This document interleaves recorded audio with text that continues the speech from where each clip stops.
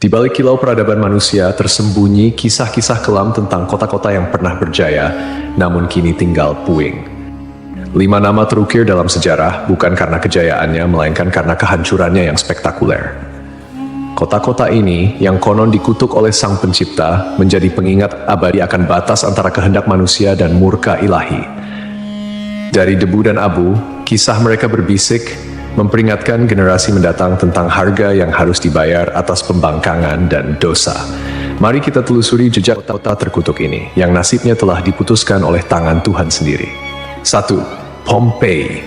Pompei adalah sebuah kota kuno yang terletak di wilayah Campania, Italia. Kota ini memiliki sejarah panjang yang dimulai jauh sebelum kehancurannya secara tragis pada tahun 79 Masehi. Pompei telah berdiri sejak abad ke-7 sebelum Masehi oleh suku Ossi. Awalnya, Pompei merupakan sebuah pemukiman kecil yang kemudian berkembang menjadi kota pelabuhan penting di wilayah Napoli. Pompei pun berkembang menjadi kota yang besar pada masanya. Kota ini juga dikenal yang jauh lebih subur daripada tempat lain, karena Pompei terletak di kaki Gunung Vesuvius, sebuah gunung berapi purba yang merupakan satu-satunya gunung berapi aktif di Eropa. Para petani di kota ini banyak yang menanam anggur dan zaitun.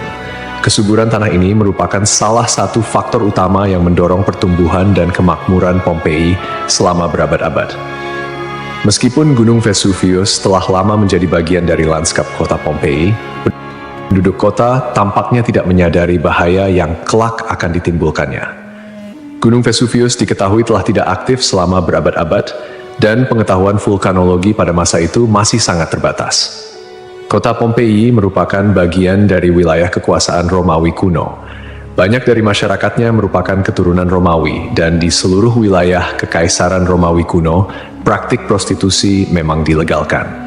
Namun Pompei menawarkan sesuatu yang lebih. Diperkirakan ada 35 rumah bordil yang tersebar di kota ini. Di Pompei ada beberapa lupanar, dengan yang paling terkenal disebut Lupanar Grande, yang merupakan satu-satunya rumah bordil besar yang ditemukan di sana. Kata lupanare sendiri berasal dari kata Latin lupa, yang berarti serigala betina, istilah yang juga digunakan untuk para pelacur pada zaman itu. Di dalam Lupanar Grande, ditemukan kamar-kamar kecil dengan lukisan erotis di dinding, yang kemungkinan besar digunakan sebagai semacam menu untuk layanan yang ditawarkan di sana. Rumah bordil ini memiliki 2 lantai. Lantai pertama diperuntukkan bagi kelas bawah, sedangkan lantai kedua digunakan oleh pelanggan kelas atas. Jumlah yang tergolong banyak mengingat Pompei hanya seluas 12 km² dengan populasi sekitar 11.000 orang. Untuk menuju rumah bordil, jalanan di Pompei diberi petunjuk arah berupa pahatan falus alat kelamin laki-laki, sebuah tanda untuk membantu orang asing yang mungkin mabuk berat atau tidak bisa berbicara bahasa lokal. Praktik prostitusi biasanya dilakukan oleh para budak yang memasang tarif sangat murah. Bahkan tarif di Pompei jauh lebih murah daripada di wilayah Kekaisaran Romawi lainnya. Dengan membayar setara harga seperempat gelas anggur, setiap laki-laki yang datang ke Pompei sudah bisa memesan pelacur. Pada salah satu dinding aula, ditemukan tulisan yang artinya, "Jika Anda mencari pelukan manis di kota ini, semua gadis di sini tersedia." Hubungan seksual yang diwajarkan tidak hanya terjadi antara laki-laki dan perempuan saja.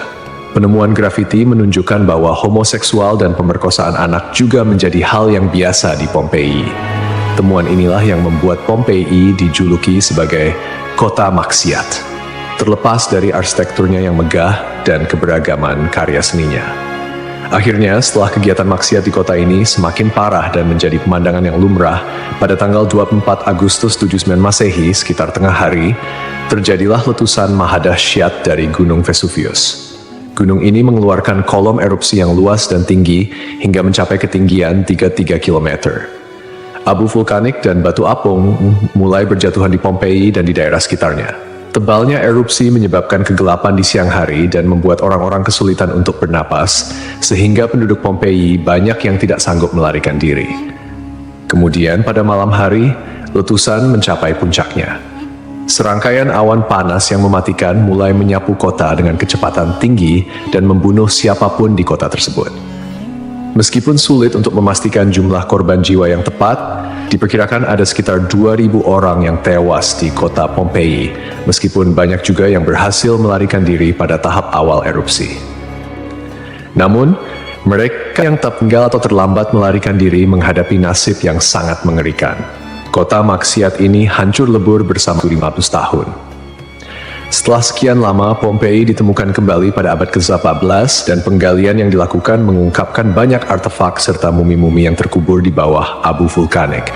Pompei kini menjadi simbol peringatan akan bahaya dari keangkuhan dan dosa manusia.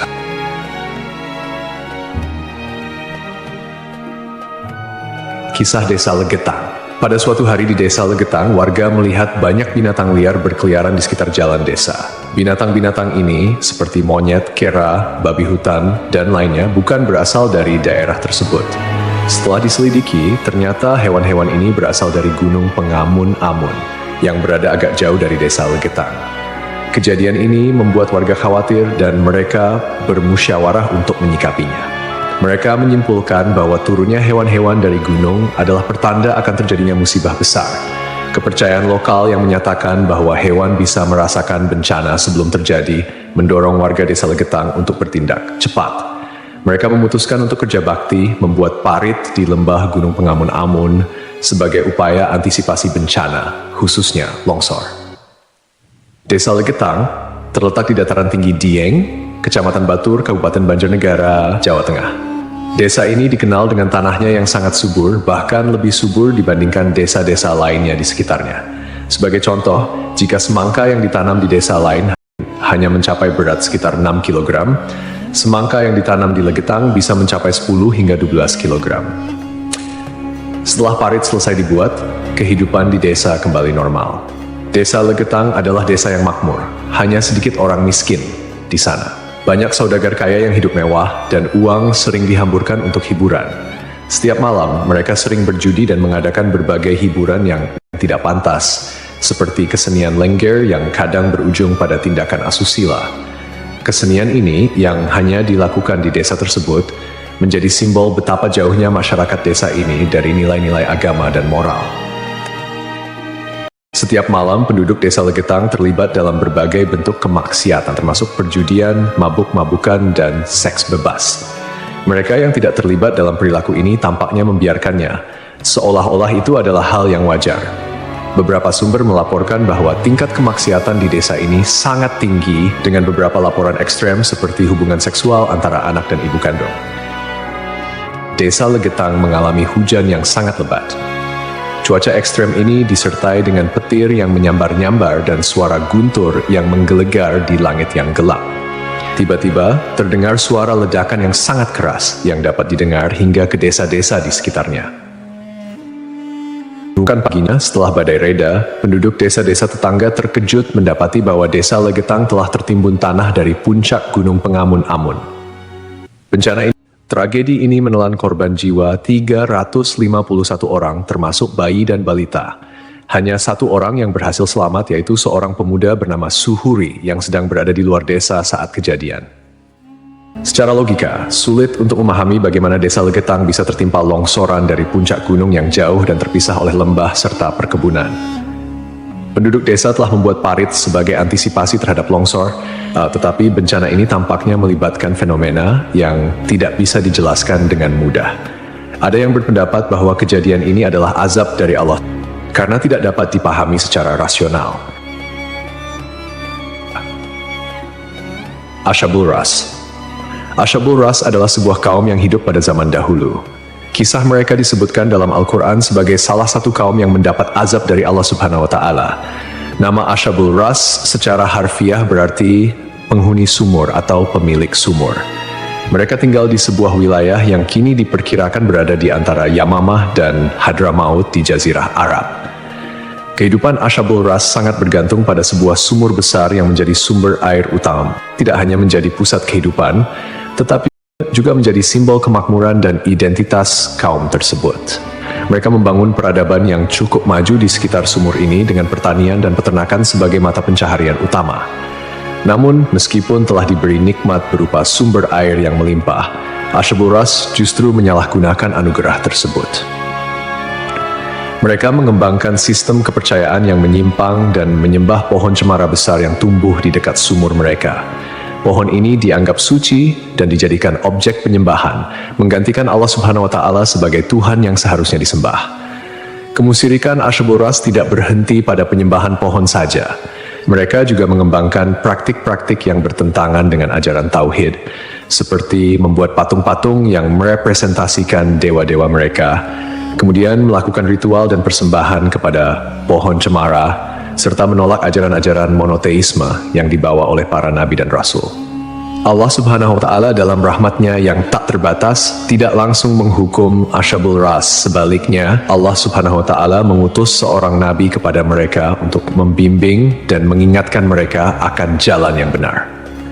Nabi yang diutus ini, menurut beberapa riwayat, adalah Nabi Syuaib, meskipun ada juga yang berpendapat bahwa ia adalah nabi yang lain yang namanya tidak disebutkan dalam Al-Quran. Nabi yang diutus kepada Asyabul Ras berusaha dengan gigih untuk mengajak kaumnya kembali ke jalan yang lurus. Ia menyampaikan risalah Tauhid, mengajak mereka untuk hanya menyembah Allah Subhanahu wa Ta'ala dan meninggalkan penyembahan terhadap pohon dan berhala. Nabi ini mengingatkan mereka akan nikmat-nikmat Allah Subhanahu wa Ta'ala yang telah diberikan, termasuk sumur yang menjadi berkah dalam kehidupan mereka. Namun, meski telah diingatkan, mereka tetap keras kepala dalam kekufuran dan kemusyrikan, bahkan mulai mengancam dan memusuhi Nabi yang diutus kepada mereka. Penolakan ini berlangsung dalam waktu yang cukup lama, menunjukkan kesabaran Allah Subhanahu wa Ta'ala dalam memberi kesempatan kepada hamba-hambanya untuk bertaubat. Setelah bertahun-tahun menolak ajakan Nabi mereka dan tetap teguh dalam kekufuran, akhirnya azab Allah Subhanahu wa Ta'ala turun kepada kaum Asyabul Ras. Azab ini datang sebagai konsekuensi dari penolakan mereka yang terus-menerus terhadap ajaran Tauhid dan ketekunan mereka dalam menyembah selain Allah Subhanahu wa Ta'ala. Menurut beberapa riwayat, azab yang menimpa Asyabul Ras terjadi dalam beberapa tahap. Pertama, terjadi kekeringan dan paceklik. Allah Subhanahu wa Ta'ala mulai mengurangi curahan rahmatnya dengan menahan air hujan.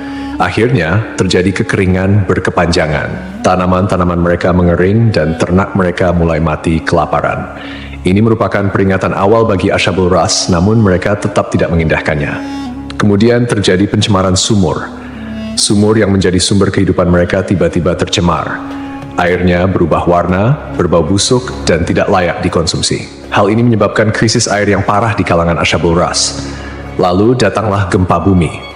Sebuah gempa dahsyat mengguncang wilayah tempat tinggal Asyabul Ras. Gempa ini menghancurkan bangunan-bangunan dan infrastruktur yang telah mereka bangun selama bertahun-tahun.